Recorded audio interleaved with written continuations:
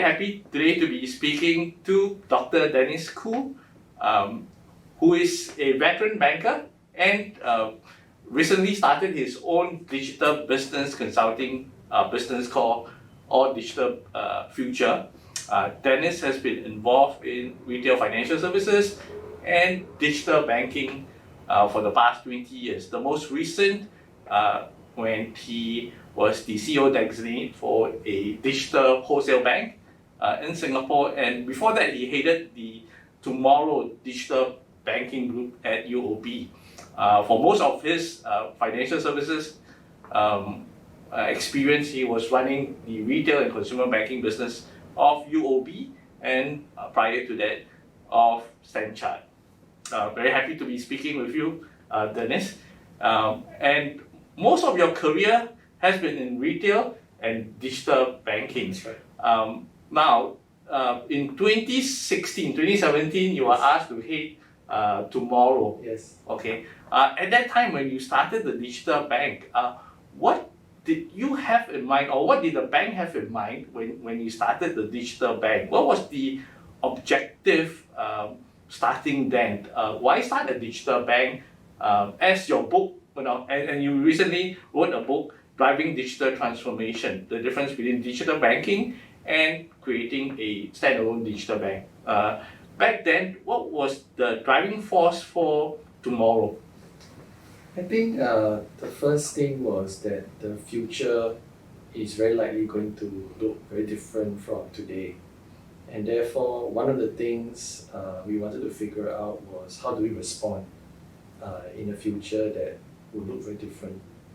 And as we began to look at it, one thing that we felt was very significant is that the digital banking and digital bank are actually very different constructs.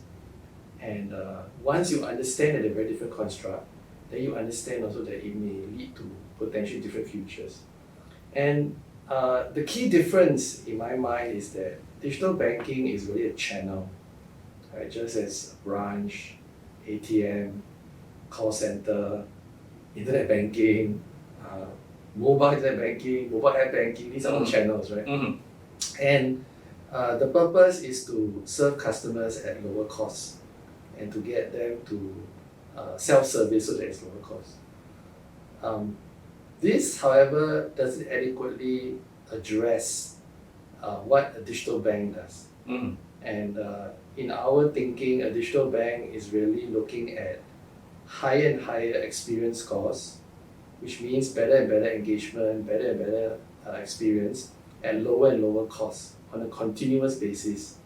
And we don't feel that digital banking alone will be able to respond to the threat or correspondingly the opportunity to use a digital bank in a market where we were small. So part of understanding that is to understand that if you look at a bank, right, typically in a large local bank, a regional bank, will have hundreds of products. Mm-hmm. The products are typically very few products have been decommissioned. And because of competition, you have started sub-segmenting, creating more and more products, more and more targeted at smaller sub-segments. As a result of that, the product explosion, the complexity of the back-end system also become fairly complicated. And most people are operating back-end systems that are not segregated from the standpoint of the client, the country, and the global code. And what that means is that every time you put in an enhancement, you test everything from scratch. And as the code gets more and more complex, longer and longer, the testing, the implementation of any changes actually becomes very unwieldy, very complex, and takes a long time. Mm-hmm. And then you layer that the fact that there are at least 50 to 100 back-end systems in any large local regional bank. Mm-hmm. And then you overlay the fact that you have at least 8 channels. It is actually very, very complex. And therefore, the extent to which you can improve experience significantly at lower and lower cost is rather poor. And then if you accept that thinking, then you come to the conclusion that actually digital banking is not a means of defending against a digital bank attack, or digital banking is not efficient, effective means of gaining share in a country where you are the challenger bank wanting to gain share from the existing incumbent players. And this was the rationale to rethink the future, rethink our participation, both from a defensive, where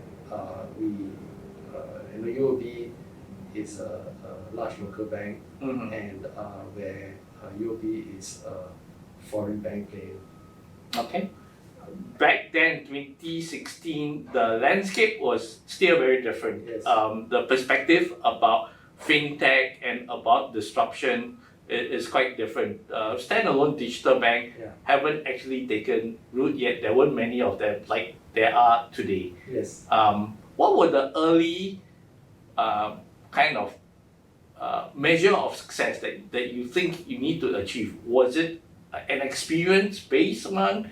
Is it a customer engagement-based score? Or was that a need to acquire scale quickly? So interestingly, right, the answer to the question from my experience and my perspective actually hasn't changed. The playbook isn't very different, although there's a lot more competitors now. Yep. The first thing you need to achieve is a very high experience score, right? And let's say we use Net Promoter Score as a possible measure of the experience score, right? If your experience score is not high, then you have a problem, because banking is really a try first, and we incentivize you to try first, and then we'll make money from you much later. Okay. And so if the experience is no good, you already paid to try, but you get a lot in inactive customers. And a lot of incumbents who have tried to enter experience that problem, and they have the same problem actually in their incumbent business. Right. So getting a very high score, what I call the minimum experience score, right, I think is absolutely critical. It's a fundamental, it's the entry to play, right? Because let's say if the average Net Promoter Score in the country is 15, for example, right, you need to target 30. If you don't target 30 or you don't achieve 30, actually there's no point in launching. I mean, what is the value of being first when your experience is so poor? Right. It actually will destroy everything. Right? And after people's perception that it's poor, it's very hard to reverse that perception. And why it's very hard to reverse that perception? Because I think people generally have perhaps the incorrect view of how digital bank would compete. There is no single thing that you're going to do that will make customers come over, other than give everything away free, which of course is not tenable, it's not viable in the long term. Right? And therefore, the most critical thing is really to make sure that the experience difference is very high. So that when someone tries, after you give them some incentive to try, they will begin to move more and more of their funds over. And the way banking works is that what you're hoping for is that the primary bank and the secondary bank they've just taken up with you, right, switch in the long term. Nobody switches it overnight. It's just impractical, right? Right. But over time, the secondary can become the primary, and the primary can become the secondary, if your experience is good enough. Okay. So I don't think that has changed. That is everything. And not only that, but you need to build a platform that can deliver that in an efficient way without having to then say later, oh, we designed it wrongly. And it cannot continue to let us improve the experience further. Right. Because as you get up the path to profit, right, you begin to realize that actually it's going to require a lot of volume. And if it's going to require a lot of volume, as you ramp up volume, if you don't have a corresponding improvement in your experience scores, right, you may need to increase your incentive. And therefore your cost to acquire would go up. And if your cost to acquire go up, then your marginal contribution, if it's heading towards a positive direction, it may fall back negative again. And therefore you're trapped in a profitless situation.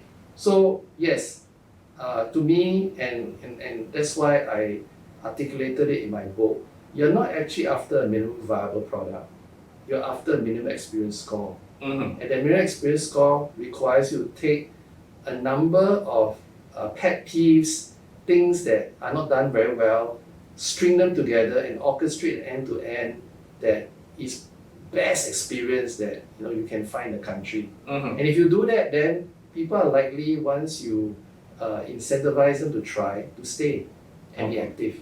So that formula I don't think has changed. And with tomorrow, you created a new business model called ATGIE. Yes, very good. Your Acquire, memory is very good. transact, generate data, insights, and then engage. Yes. It's kind of a incremental, steady model, not quite a disruptive model. Back then, there weren't many digital bank to model after. If we take the example for today, there are digital banks such as, I think you mentioned Kakao. In the region itself, you have digital bank like more recent like Line, BK, and their model seems to be to acquire at scale, right? 5 million customers within 6 months. Line, BK, I think 2 million within 4 months. Does the different starting point impact the design? And how do you design a business to scale very quickly versus one that is built on incremental improvement in experience? So I think that sounds like a very simple question. It's very hard to answer, right? Because there are a few different parts that you need to understand, right? First, what is a disruptive business, right? I kind of, for simplicity, would categorize any new business you want to do, right, into 3 categories. The first would be a true business model innovation. In a true business model innovation, the way you make money must be different, right? And then you find actually most people are making money the same way. So then it cannot be a business model innovation in that context, right? So in a digital bank, you're making money the same way. You're basically making fees, of which are less and less and less because of competition. And therefore the majority of the money you make is from the difference between the deposits you pricing and the loan pricing, right? So you make money the same way. So it's not a business model innovation in that context. Secondly, could it be an area where science is moving very fast? So you have a lot of R&D capability, a lot of breakthrough. It doesn't pass that because, frankly speaking, there is no big development in technology in banking, right? With the exception of blockchain, you have to go way back to figure out what was the previous development before that. And therefore, you realize that actually the majority of businesses, right, in the real world, 90% fall in the third category, which is really high experience and lower cost, which means it's really a process differentiation, right? You're going to have to put in a lot of new processes to make the experience very good.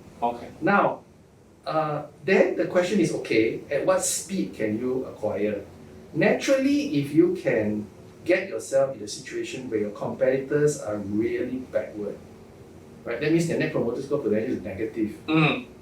Of course, then your hurdle rate is also high, right?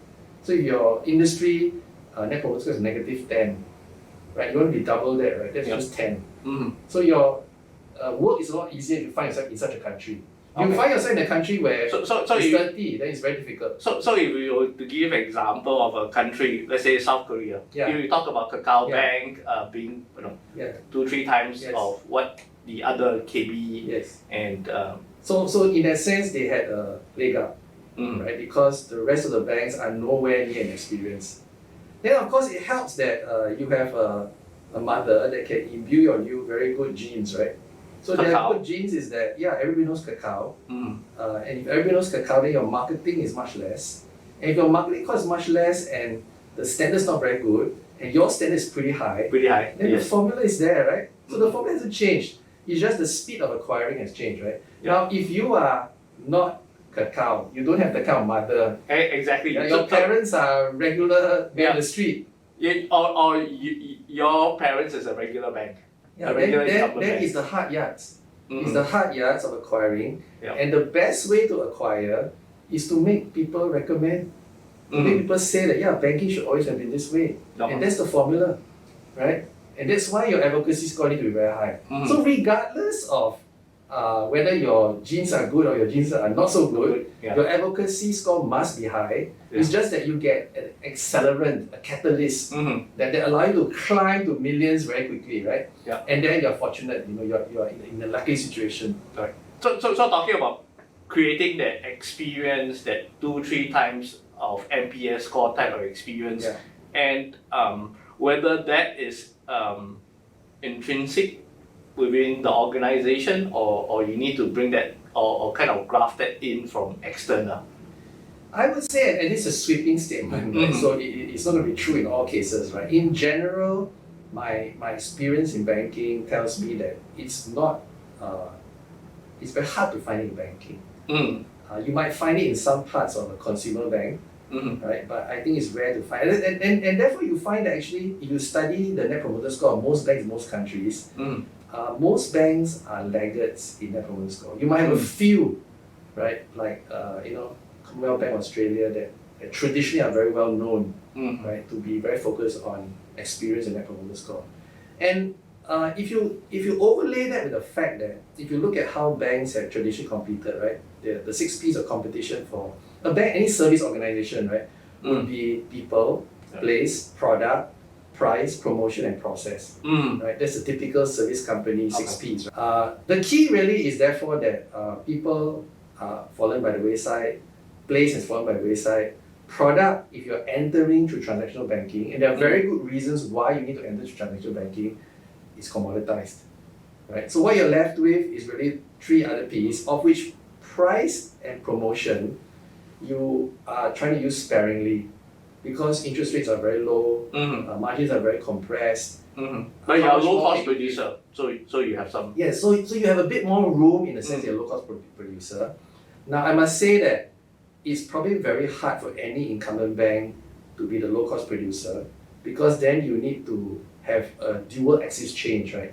Remember I mentioned high and high experience and lower and lower score.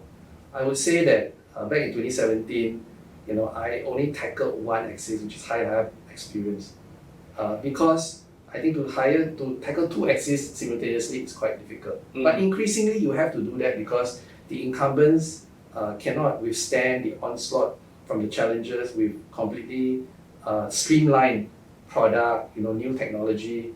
And if you look at my bank and WeBank, as you know, they would be going down to $1 US per customer operating cost per year. Mhm. So that become a very serious consideration for any large incumbent trying to defend against an attack from the bottom. Mhm. But back to the 6 P story, I think you're back with the last P, which is process. Mhm. And most, I think, bankers still haven't understood this transformation. That is the key transformation that's happening. Mhm. And process is still done usually in the bottom 1/3 of the company. It's an obsession with detail. And one of the best companies that are very obsessed with detail is Apple.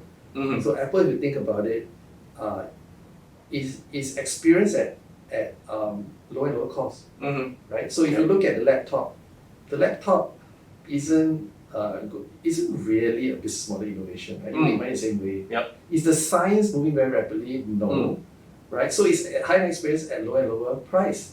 In order to do that, it's back to detailed process, and you need to have the DNA. You need to be very obsessed about the small things. You need to build a platform that can scale, and fundamentally because it depends on who you're targeting, right? I mean, for the majority of people, they're targeting the digitally savvy younger clients, and therefore the income you can make from them right now is low.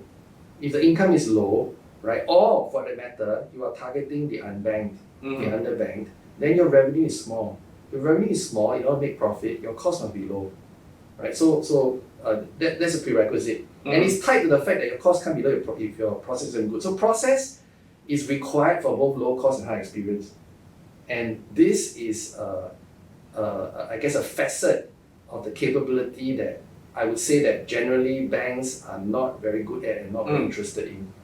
how did Tomorrow tackle that? Did you go to kind of rob your sleeve and get on to improving your own processes? Yeah. Did you work with fintech? Or now the common thing is platformization, right? Yeah. Platform as a service, or Okay, finance as a service. So, I look at it very differently.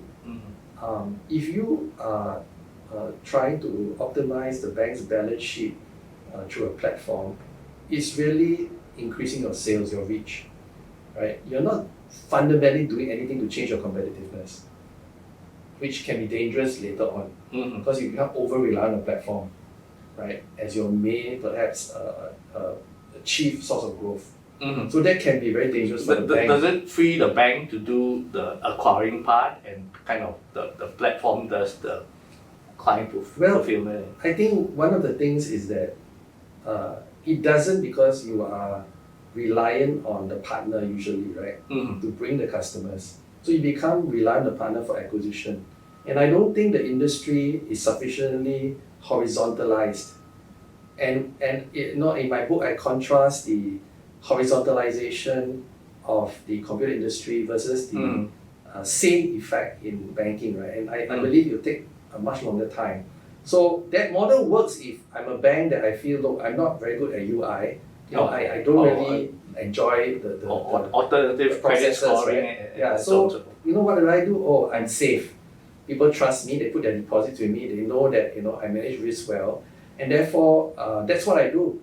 I manage risk well. I take deposits, and I know what risk I'm going to take. I watch the bad debt, and I choose the right partners to help me in a way utilize the balance sheet. And if you're going to do that, then naturally I think your margins are going to be compressed because you need to work with other people, right? And therefore you need a lot more scale.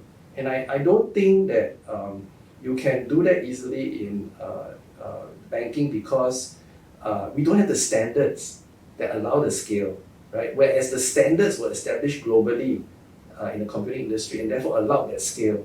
And banking is still, extremely country specific. So I think that it is going to be hard to go completely that way. It doesn't mean that, of course, you can't use a large platform as a way to get digitally active customers to sign up for your product. It doesn't negate it, right? But what is your competitive advantage long term, right? You're going to have to think about your competitive advantage long term. And if it's very far away before the horizontalization can occur, and you have this problem where you are still bound by the country border, right? Then you need a big population to do that. So some countries have the sufficient population to scale, and some countries you won't be able to do that. So you still have to go back and think about that. And when you think about that, then you begin to think that, how am I going to compete, right? I have to produce better and better experience at lower and lower cost. Okay. Right? Your book, you mentioned in terms of the potential for a challenger is a market where there is a high level of underbanked or underserved customers. Now, if you look across the region, those jurisdictions that have come out with digital banking licenses are pretty small market, which are pretty well served. You talk about Hong Kong, you talk about Singapore, even Australia doesn't have a big population, 20 over a million, and the digital banks are really struggling. Right? You are familiar with markets like Thailand, which has got 70, 80 million, big enough population. Of course, Indonesia much bigger. Talk about those markets and how incumbent digital banking versus standalone digital bank will develop. In the smaller markets? No, in the large market, like you see Thailand, possibly Vietnam, over a million, Indonesia, even Philippines. So I think the signs are very clear there, right? You look at Brazil with Nubank, right? You look at China with WeBank and MyBank, right? So you can take a leaf from there that, so for example, a country like Indonesia, right, will go that way, right? You probably get a challenger formed, and then the question is, how can the incumbents defend? And in my book, I analyze it from the standpoint of disruptive innovation theory, right? So disruptive innovation theory for those of your readers who are not very familiar, has been used extensively by Clayton Christensen, and it's been used in many industries. Right? Basically, what it says in a nutshell is that when you have a business that has a technological core and you attack from the bottom of the pyramid, right? The incumbents are always disadvantaged and the end lose. And the industries that he has highlighted, right? For example, a very famous example in the integrated steel mill versus the mini mills in disk drives, right? Showcase that the incumbents will always protect their best customer and ignore the customer that is marginally or not attractive, and therefore they will seed the market. But because the industry is a technology core and the technology can improve very rapidly, the attacker can move upwards very quickly and squeeze the incumbent. So it is very likely, from all the evidence that you can see on disruptive innovation that's happening in other industries, that this could happen in banking. And therefore, the big incumbents, right, need to think about this, because in 10 years' time, it will be impossible to defend against this attack. Right? So the best way, therefore, to think about it is, okay, how am I going to improve my experience and my cost so that I can defend against this? Because if your experience is very high, your cost is already very low, then the advantage that the challenger bank has is reduced significantly, right? And therefore, your ability to delay, right, this threat will become much more viable. So this is the play, I believe, in the large countries that have large underbanked, unbanked. Now, is it possible to play this out in a smaller country? I think it is, but it's much harder. Number one, your population is much smaller, right? And let's say, like in the case of Singapore, you don't have any underbanked, right? You don't have any unbanked. Therefore, you're going to have to appeal to likely younger millennials, right? And it is possible that this could also be kind of a disguised bottom of the pyramid attack, right? Because these are then customers that say, okay, they don't make much money, we can always get them back later, right? Later in their life, right? When they want wealth and all that, we get them back. So if you have a deep enough pocketed player, right, who's thinking very long term, there's a possibility. But you need to be very wise in terms of how you design it, right? Because you cannot get back your annual fixed cost. Because your annual fixed cost, it can only be defrayed by the number of customers in the country. And the number is not big, right? So it's much harder, right? Much harder than if you were to do it in a larger demographic where you have a lot of unbanked, underbanked. Compared to 2016, when fintechs and even big tech, so to speak, right, or super apps are a real kind of a challenge, a real disruptor. Right now, they are more of an enabler. It's a kind of more open market. And also regulation has come around. The regulation is leveling the playing field. Actually, they are restricting the fintech more and then kind of leveling up for the incumbent banks. What kind of a player would have more success? Let's say, is it a big e-commerce or social media backed platform that decides to apply for a license and scale quickly? And how well can incumbent banks protect their base? So, the answer to that first question, right, is that, you need both. If you have a player that has a large number of customers, but they don't know how to build and run a bank, and I think building and run a bank is a very different kettle of fish, right? And if you look at a lot of e-commerce sites, right, they are not made for simplicity, right? Because you want a customer to linger around and buy more stuff. That's not the case in banking, right? You want it to be very clean, very smooth, right? Come in, get yourself done, and leave. Right?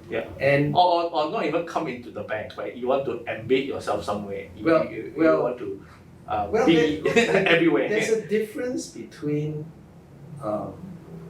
payments, getting a loan, and being a bank. There's a difference, right? And sometimes people don't quite get the difference, right? balance sheet management will always be there. You can see from, even the who we think to be the best examples, right? In China, saying the wrong thing, right? Because actually you are not managing the balance sheet, right? You are simply matching, right? And no matter what, managing the balance sheet is very important. Just as managing your own personal balance sheet is very important, right? So that's not going to change, because if depositors don't get their money back, governments are in trouble. So the government, the regulator, is always going to be very concerned about the viability and the prudential concerns of managing the industry. So the balance sheet management need to be there, right? The approach to looking at the customer segment seems to have also evolved. As a bank, you look at your business segment, your consumer segments, and so on and so forth. Right now, with ecosystem platform and so on and so forth, there's an evolution where where the existence of peer-to-peer is a reality of extending that relationship between business and customers. Right. So B2B2C, that you don't only serve even if you serve consumer, a business can be your customers as well. So both ends of it can be your customers. And the revenue stream is different as well, right? So how does that change your balance sheet management, for example? Okay, so I'm asking a question in two ways, right? So of course, if you can do both consumer and SME, and the SME key is credit, there will always be demand for good SME bank, right? But can you do the credit? Do you have the data? So if your market allows, yes, of course, example from Starling, right? Doing both makes you a lot more profitable, a lot more attractive if you can handle the credit. On the other hand, if you're talking about B2B2C, right?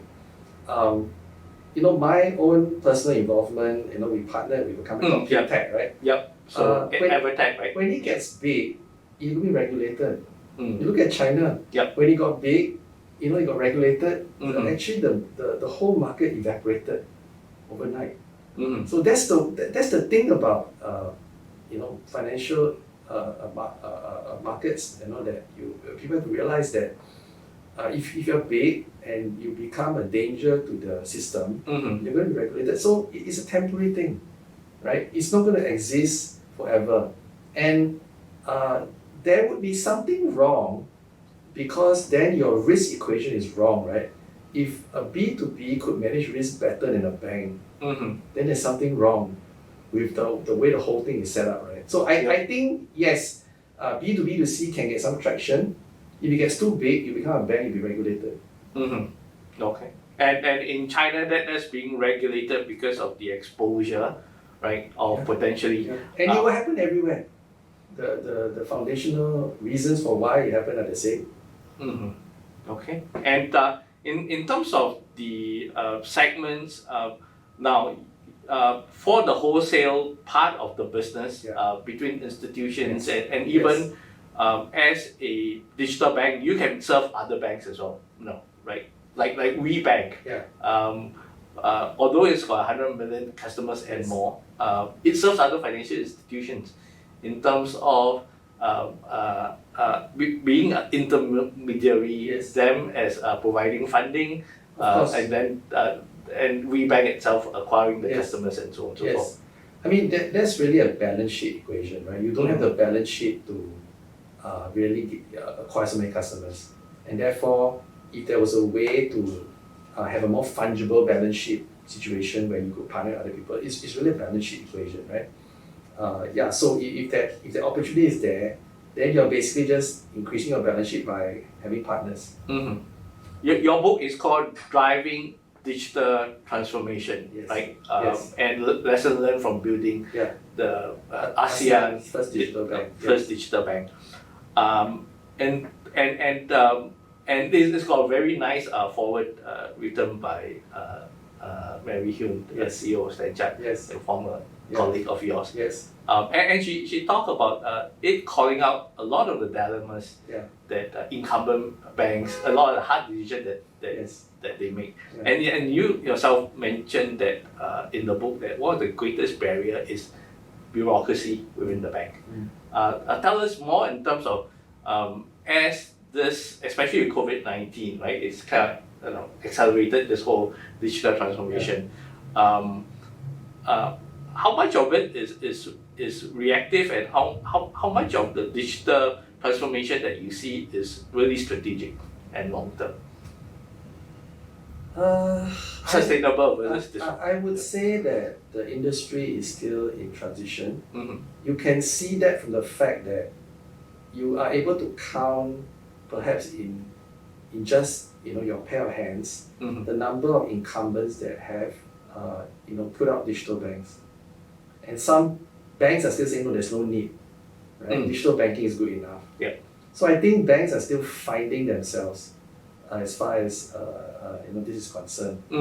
And they haven't come to the realization of what is the battle, what's the future, right? So if you understand what's the future, Okay. then you are better able to gear up for that future battle. Okay. So I think few incumbents have successfully launched digital banks that basically the platform need to be crafted very well. If you have a platform that's not crafted well, then you can't scale. As a separate kind of organization, run separately, own management, and separate. Well, fundamentally, because you can hear from what we were discussing much earlier, right, that there's big cultural change. Yeah. 6 Ps to 1 P. Yeah. Right. So instead of the focus on product, promotion, pricing, we need to focus a lot on design, process, and technology, right? And to understand, for example, design thinking, Lean Six Sigma, and Agile, right? So all this require a cultural change. So that's the reason why you need to have a unit that's doing this. On top of that, I'll just mention one more thing, right? It is impossible for the bank to lower their costs in the mothership. For all those reasons I mentioned, like the complexity and all that together, right? Okay. So you're going to have to build a daughter and rationalize your product set and transfer everything over. Okay. I don't see any other method that you can do that. So for all those reasons, right, banks will begin to realize in the next 5 years that everybody need a digital bank experiment. Now, based on that we just described, would you say tomorrow is a digital bank or more of a digital banking versus, let's say, a MOX that is, of standard? In my opinion, of course, I can't speak for you, but when I was there, it was built as a digital bank. The only thing is that, but still, part of the balance sheet of the money. Yes, and that's good, because if you look at what Stan Chart's trying to do in Singapore NTUC, that's exactly what they're doing. They're using the mother bank's balance sheet without having to cough out another 1.5 billion in capital. So that's capital efficiency, that's good. Right? What you need to watch out for is that the mother doesn't suffocate the child, which is common, right? So if you look into my book and the section on the companies that made it, right? The incumbents that defended an attack from the challenger, right? There are only two that I could. One is TikTok? No. Okay. One is, we're not talking about banking, right? So one is Canon. Okay. And the other one is Fuji. Okay. Right? So what not even in the same industry. What Canon did was they formed a separate unit to do digital cameras because they were afraid that the film division would snuff out the new child, right? Because the incumbent division is always saying, look, it's a waste of money, right? Give this child so much money, it's so long term. Give it to me. I'm, struggling to, expand, and I need that money. So the resource allocation become a problem for the top team and for the CEO, and that's the thing you need to guard against, right? You need to keep that separate. But there are many good reasons for keeping internally because of efficiency, balance sheet efficiency. People efficiency, because you don't need a full finance function, you don't need a full treasury function. So there are actually many good reasons for keeping it internally, but you need to guard against the fact that the bureaucracy, the politics, the poor allocation of resources, right? Given the internal, happenings, right? That's the thing you need to guard against. Okay. And when you talk about these examples, right now, of course, there's this sanction experiment that is happening in many jurisdictions, and I think many industry players are watching the outcome of them, and deciding on their own digital future. Yes. In Hong Kong, you have the neobanks, Challenger Bank. In Singapore, they are supposed to have launched, but haven't yet. Probably next year. How do you see how they will do impacting incumbent banks? Right now, is it correct to assume that a lot of there seems to be this thinking in the industry that digital banks aren't doing well? If you look at the example in Australia, Sinja gave up its license, 86400 got acquired by NAB. There's no point setting up a standalone digital bank. We will all become digital eventually. Nothing will change. So and the field is being leveled out by regulation. So I think in the big countries, right, Brazil, even you think of Korea, right? I think 90 million population, right? Indonesia, I think it's a foregone conclusion in those markets. So we're basically talking about the smaller markets, right? Can it sustain? Because it's basically a business that requires large demographic. When you say a foregone conclusion, there is a future for standalone digital bank? Yes, these standalone banks will compete, and the incumbents need to be careful. Otherwise, they'll be squeezed out of the business. But it's a very long-term play, right? It's not like the phone industry, where again in my book I contrast that in a manner of 5 years, you can be top to bottom, right, out of the business in 5 years. I don't think that's likely to happen in banking. It's going to happen probably in the 10, 15 year mark, right? So in that sense, it's a very long-term play. And it's more insidious, it's a long-term play because you ignore it.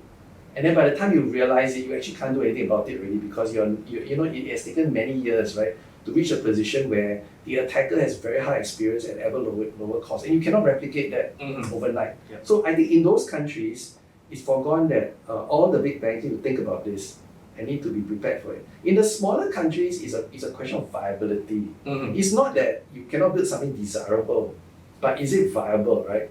So the design need to be very clearly thought through. You need to really understand very clearly what are the 20 pet peeves. How do you string it together so that you create an experience score that's double, right? And therefore be very careful about what you pick to invest in and what you don't. Right? And by doing that, you also have very manageable annual fixed costs. And once you are able to do that, I think you can still make a difference. But again, it's long term, right? So it again, it's very long term, and therefore it's harder, and therefore the conclusion is not so clear. But my book articulates a formula.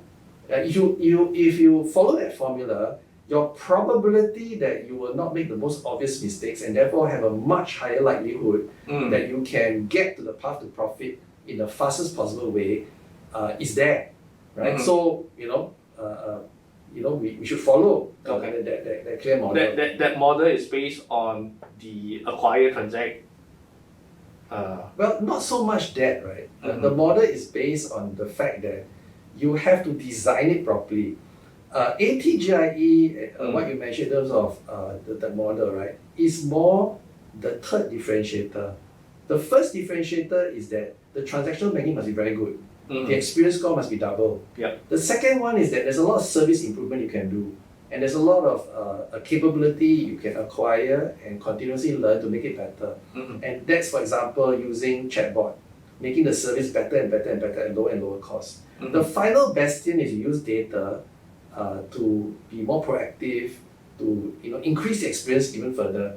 And that's where ATGI come in. So there are 3 levels of competition. The first 2 are going to happen to the best.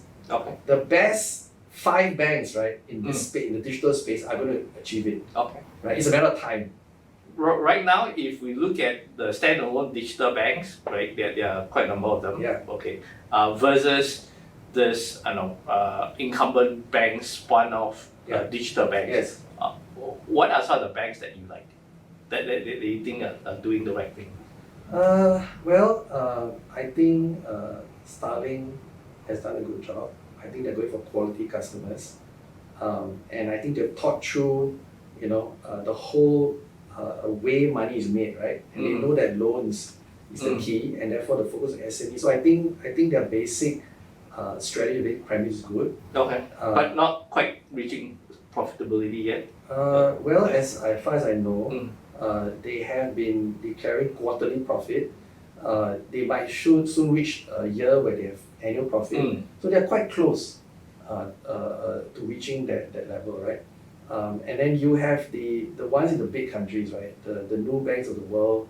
I think in Indonesia, you potentially, with a combination of GoPay and Jago Bank, you potentially have the same setup. So these are the ones that have the right parentage, right, and the DNA. And if they can get the design and the process right, then they will become very formidable. They'll be very hard to compete against because their business model is superior to the incumbents. Okay. And the rest of it is not very clear. So I think for, of course, people can say it's biased, but I think for incumbent banks, there is Tomorrow by UOB, there's Mox. And these, I think, they don't have that kind of parentage, so it's harder, right? But if it's being used for offensive reasons, right, you may not need a very big base, right? Because on you're comparing the alternative, right? The alternative, you might have a very small bank, right? Because most foreign banks, in that context, right, their business is actually quite small, right? The gap between the smallest local bank and the biggest foreign bank is actually very big difference, right? So if this gives you the ability to acquire 5 million customers, hey, you're gonna make money in the end. And anyway, you already have a license. What are you gonna do? Unless you're gonna sell, right? And you can't use the old method, right? So from that perspective, the justification for an incumbent is very different from the justification for a challenger. Okay. In Hong Kong, it seems kind of promising because it's not just a Hong Kong play, it is a Greater Bay Area play, right? So you have the demographics, how would the digital banks, whether they are retail or wholesale, do in Singapore? Well, the reason why I decided to participate in the wholesale bank license application was because I think the underserved market in Singapore is SMEs. But you need data and you need a credit writing, underwriting machinery that is very different from what you have today, right? So I think that's attractive. I think fundamentally the retail digital space is not attractive because the market's small, there's very little unbanked, it's very long term, right? And so it's very difficult. And yes, you can cookie cutter the platform, but it's a separate business unit everywhere. It's not a global business. It's not like Google, Facebook, and all these software companies, right, where it's totally global. It's not the case. So between the two, I would pick SME. Wholesale, right? And it's a space that has got quite a number of fintech. You have the like of the Valida's Capital and stuff that are already serving the white spaces like that your big commercial banks aren't serving. So it'll be interesting to see how it pans out. Talking about your more recent venture or digital future. Okay. Interesting. 2 parts of your book. One part are the lessons learned. The other part is the methodology. The kind of the roadmap. Right. The playbook. The all digital future playbook. So tell us a little bit about this particular venture and how this book kind of. So as I wrote the book, I also realized that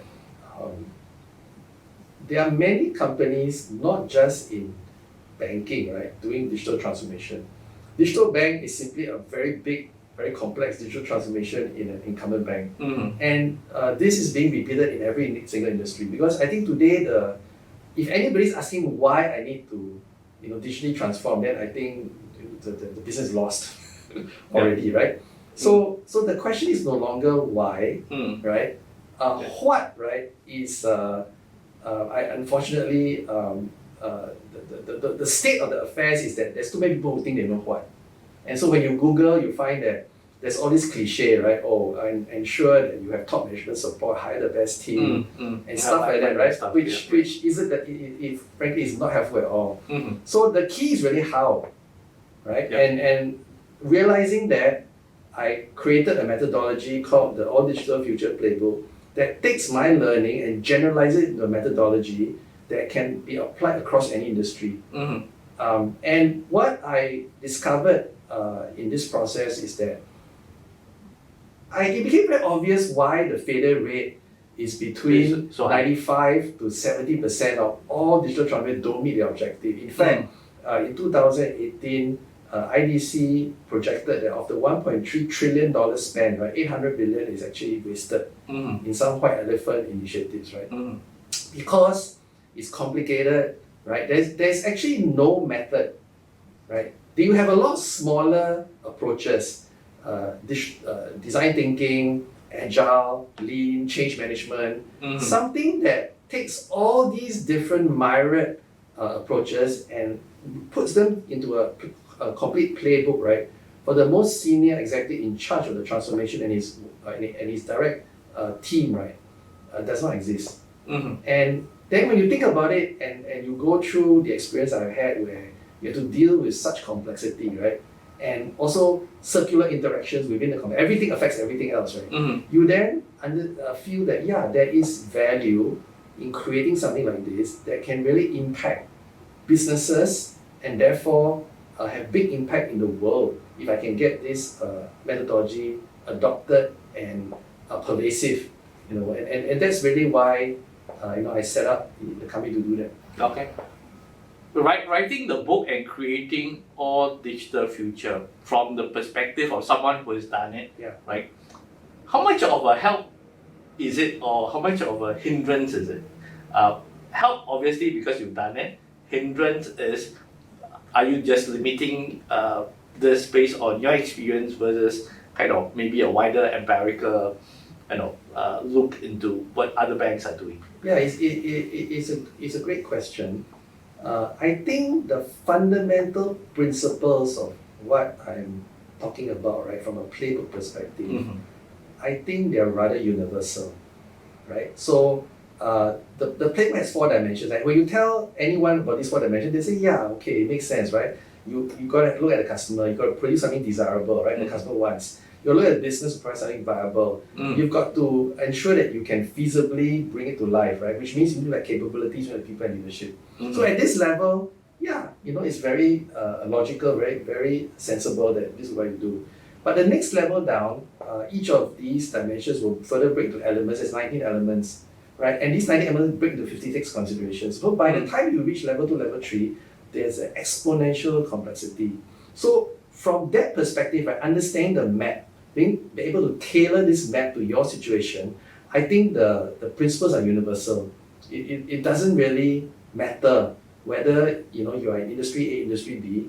These are the considerations you need to go through, right? And then therefore, from that standpoint, from a situation where you have no map, imagine looking for a treasure with just a compass and some very cryptic information about where it lies, versus you now have a map. You still can get lost, right? But the map increases your probability of success significantly, and that's the play, right? As the executive in charge of any transformation, your job is to increase the probability of success. And this, and very learned people, more learned than me who have seen it, have easily told me that, look, just by implementing half of it, you're going to double your chance of success. Okay, and with that roadmap, it kind of guide the way to success. And thank you so much, Dennis, for spending time with us. Those were great questions, and made me reflect, and had a great time. Thank you, Dennis. Thank you very much.